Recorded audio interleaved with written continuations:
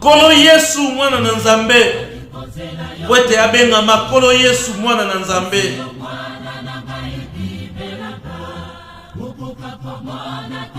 Nzambe apesaki ye mission oyo yake ne kosala. Na sima ya kopesa ye mission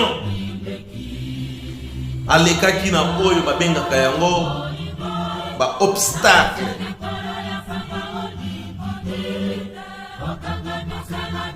Yo na ngai tozali bandimi.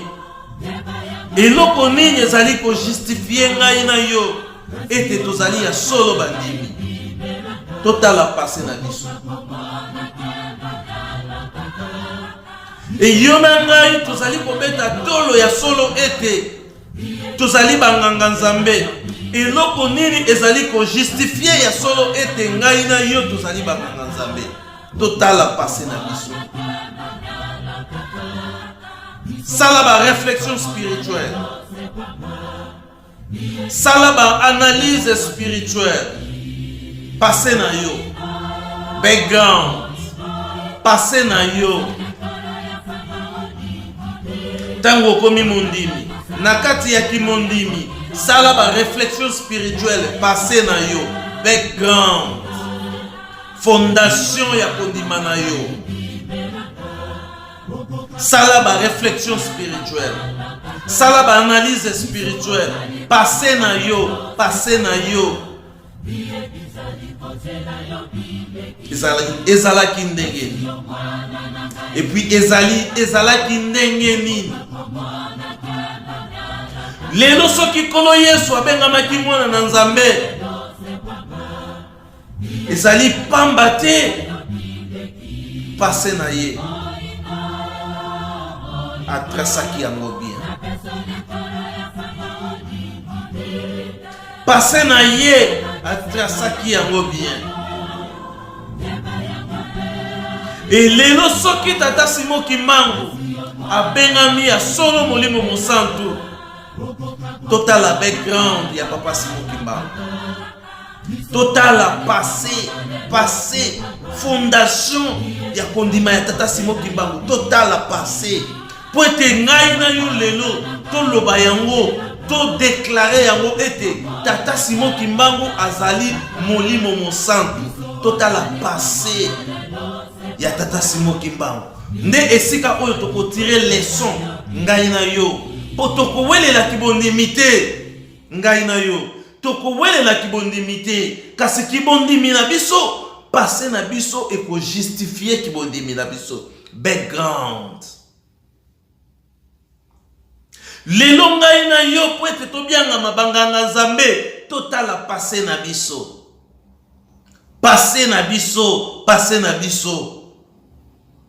Passé na biso ezali lokola base. Passé na biso ezali lokola fondation ya kondima na biso. Ndenge nini to trasaki yango.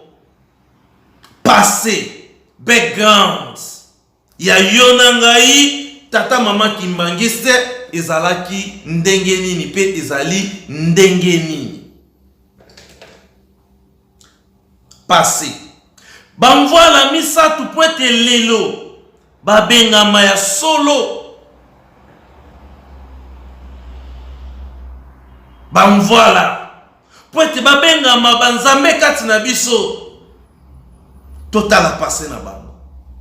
Background. Total background.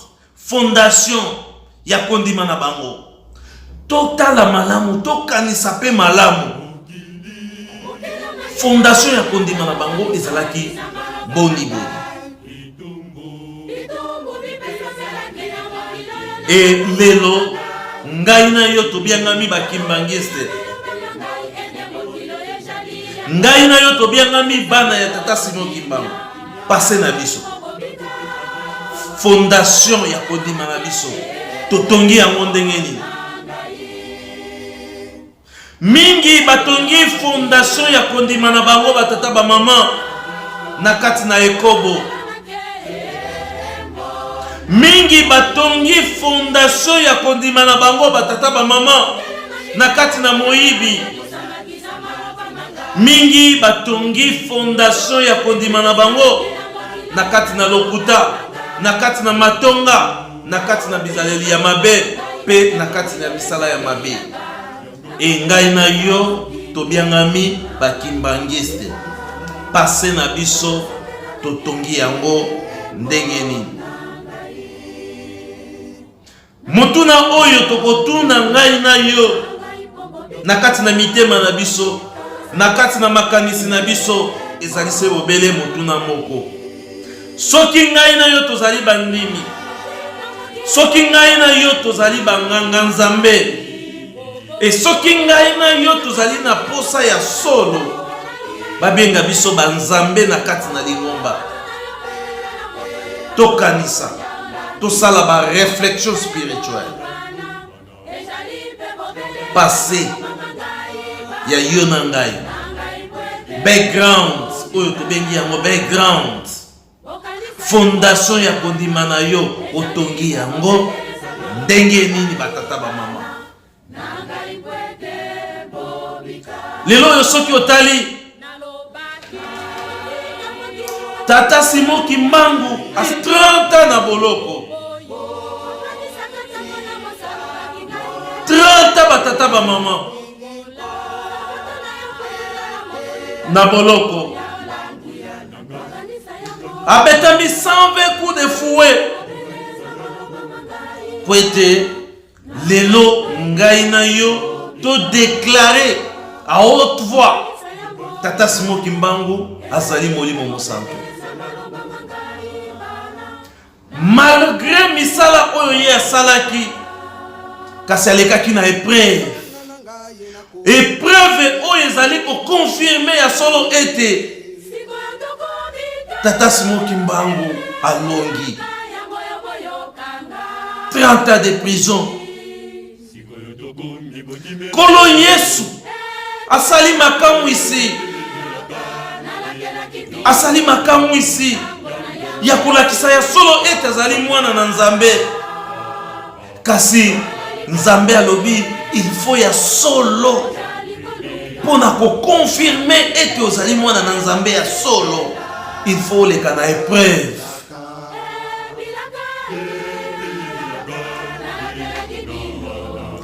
Kolo Yesu aleki na kati na épreuve. Satan alobi na ye gumba melangai,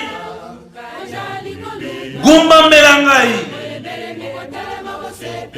Mokili oyo nyonso na kopesa epai na yo, okozala mokonzi na yango. Soki ogumba melingai, mokili oyo nyonso amatisi ye na likolo po ete atala mokili, amona mokili lolenge yango ezali. Tala ba épreuve oyo Nzambe atiaka na kati na batu po ete yo na ngai tolonga, to mérite kozala bandimi, to mérite kozala Nzambe, to mérite kozala ba prophète, to mérite kozala banganga Nzambe. Épreuve oyo ngai na yo toleki, oyo Nzambe apesi biso, est-ce que tolongi yango? Épreuve oyo Nzambe azali ko tester po atala ya solo ete mwana na ngai oyo azali ya solo, mwana na ngai ya bolingo. Épreuve, ba épreuve nini oyo ngai na yo tozali koleka? Awa tozali na posa babenga biso bana ya Tata Simon Kimbangu.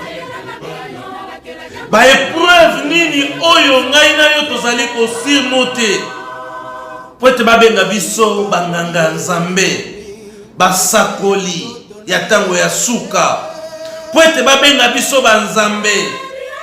Épreuve pase na biso totongi yango ndenge nini?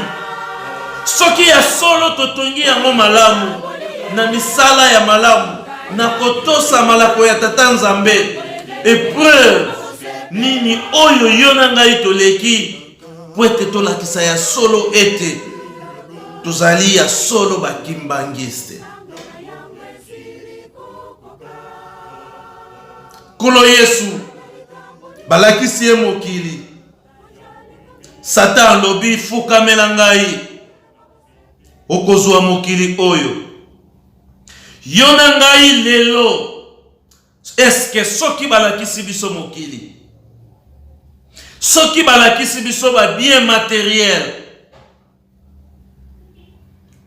balobi to fukamela lisife po ete tozwa ba bien wana, eske tokosala yango te? Épreuve. Tata Diangenda, Tata Simoki Mbangu ayebisi ye ozali kokende mission. Mission ozali kokende okokufa. Batata ba mama mingi lelo tokomi na posa babenga biso ba Diangenda. Na yebite ezali pona kombo ou bien po ezali pona musala o ezali na kati na biso. Mingi lelo tokomi na posa babenga biso bakisolo kele. Est-ce que ezali pona kombo ou bien ezali pona misala o ezali na kati na biso? Et soki ezali pona misala, épreuve. Épreuve nini oyo ngai na yo tosi toleki? Po ete babenga biso bakisolo kele, babenga biso badialungana, babenga biso bakimbangu, babenga biso badiangenda. Épreuve nini oyo ngai na yo tosi toleki? Po ete babenga biso bakombo esantu ena. Épreuve nini oyo ngai na yo tosi toleki? Po ete babenga biso bandimi, po ete babenga biso banganga nzambe. Épreuve.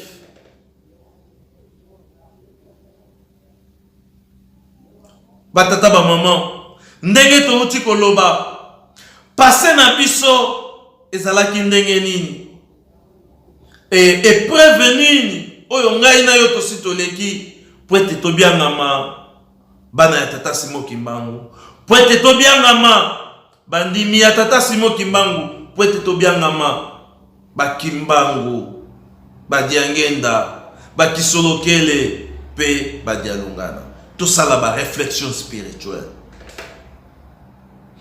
Pona koyeba ya solo ete bokonzi na nzambe epesa melio esengeli na yo koswanisa mutu te, esengeli na yo pe kobundisa mutu te, esengeli na yo kosala kaka oyo tobengi analyse spirituelle, réflexion spirituelle. Tala passé na yo okoyeba ke ozali mondimi ou bien ozali mondimi te. Tala passé na yo okoyeba yango ete ozali mondimi ou bien ozali mondimi te. Selon ba réflexion spirituelle oyo biso tokosala. Yango lokola tozali kokota na 2021 ndenge Papa Simoki Mbangu kianga azali kote ya biso. Biso etake ba analyste spirituel, biso etake ba chercheur. Tolobi boye bana ya Tata Simoki Mbangu baye nyonso bazali na elembo ya Tata Simoki Mbangu. Toyeba na kobongisa passé na biso, toyeba na kobongisa passé na biso po ete avenir na biso ezala meilleur. Mingi kati na biso bakozala banganga nzambe, mingi kati na biso na expérience oyo tozali na yango na kati na lingomba, na expérience oyo mingi kati na jeunesse kimbangiste toyebi lingomba, expérience oyo yo na ngai tozali na yango na makambo ya Tata Simoki Mbangu. Yeba ya solo ete tozali deja ba responsable. Lobi wana kuna tokopesa mela mokumba na kati na lingomba. Lobi wana kuna yo na ngai tokozala ba responsable banganga nzambe. passé background ya yo na ngai tozali kobongisa yango ndenge nini. Passé na biso tozali kobongisa yango ndenge nini. Wete lobi tangu tokotambwisa lingomba, tangu yo na ngai tokozala banganga Nzambe, tofingisa kombo ya Tata Simon Kimbangu te. Parce que background na biso nde ekotrahir biso. Awa yo ozali kolemba te kokanga ba photo mutu polele otia na ba réseaux sociaux. Yeba yango lobi okozala nganga Nzambe. Ba photo oyo yo ozali kotia na Facebook, ya pantalon, ya ba mèche, ya ba maquillage d'une manière extravagante, ekotrahir yo tangu okopesamela responsabilité ya kokamba lingomba. Tobongisa passé na biso oyo ezali background, oyo ezali fondation ya kondima na biso, oyo ezali fondation ya kondima na biso batata ba mama, po ete lobi tozala trahite na ba responsabilité oyo lingomba ezali kobongisela yo na ngai. Mingi kati na biso bazali na capacité ya kozala banganga Nzambe, parce que université oyo ngai na yo tokoti toza déjà ko mériter kotanga, toza déjà ko mériter koteya na mokili. Mais passé na yo ozali kobongisa yango ndenge. Passé tozali kobongisa yango ndenge nini. Ba réseaux sociaux oyo tozali komona batata ba maman ezali memory oyo tobenga yango lokola carte mémoire. Réseaux sociaux batata ba maman ezali carte mémoire. Ezala Facebook, Twitter, WhatsApp, ezali carte mémoire. Nyonso oyo tozali kotia na réseaux sociaux ekotrahir biso tango tokokoma banganga Nzambe. Lelo tozali kosepela jeunesse, lelo tozali kosepela kozala ba jeune, mais jeune na biso, jeunesse na biso ezali na point d'interrogation. Pourquoi? Parce que tu viens de nous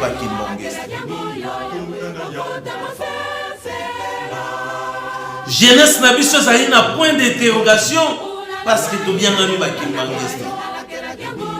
Est-ce que c'est gagné na ngai état que jeune na sepela ndenge ba jeune nyonso bazali ko sepela? Est-ce que c'est gagné na ngai état que jeune na bina ndenge ba jeune nyonso na mokili bazali ko bina? Jeunesse ya ngai na yo tata maman Kimbangiste ezali jeunesse oyo il faut te préparer yango na ndenge sengeli pour te avenir na biso et trahir biso. Je crois que lelo ezali dimanche tozalaki juste na posa ya kolobela ya kolobela baptême ya mama na biso mama Feza la grâce divine po ete ezali esengo epai na biso mpona kotala ya solo ete na barecherche oyo biso tokosalaka moko ya bayeto panza moko ya bayeto yamba na plateau na biso asili kobongola motema akomi mwana ya Tata Simon Kimbangu. Toko présenter pe ba excuse na biso. Pourquoi? Parce que esali tango mulayi to sali ba émission te parce que tozalaki très pris na ba misala misusu puisque à part ba misala oyo ya Tata Simon Kimbangu ya kopanza sango tozali pe na ba misala misusu oyo to salaka ya biso personnel pona kobokola famille pe kokipe mabota pe kosala pe misala kotonga lingomba ya tata Simon Kimbangu ndenge tokolobaka nkambe zali tango nyonso na posa ya soutien na biso bipai nyonso oyo biso tozwami baye nyonso bakozala tango nyonso na posa ya kolanda biso bobosana te s'abonner massivement na chaîne na bino préféré Africa 21 TV nde esika ezali esika nini oyo totiaka ba émission na biso ya les analyses spirituelles pe ba émission na biso ya le kimbongisme en marche ba nyonso bokokomela biso topesi bino mbote bisika bino bozwami tosengi na bino bokomela biso tango nyonso pona ko encourager biso baye nyonso pe bokobenga biso tosengi vraiment merci mingi na ba appel na bino pe ba encouragement na bino tosengi na bino bobosa na pe biso na mabonde dite pambate musala oyo tozali kosala ya kopanza sango ya tata Simon Kimbangu à travers le monde ezali musala moko ya mpasi pe sengi ya solo ete tozala makasi na mabonde lipe bino bisika bozwami bobosa na biso na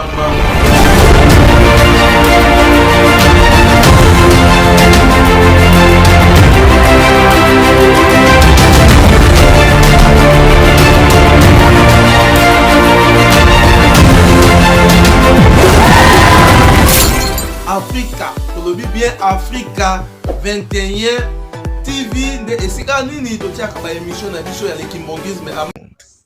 Abonnez-vous massif. Africa 21, un nouveau monde.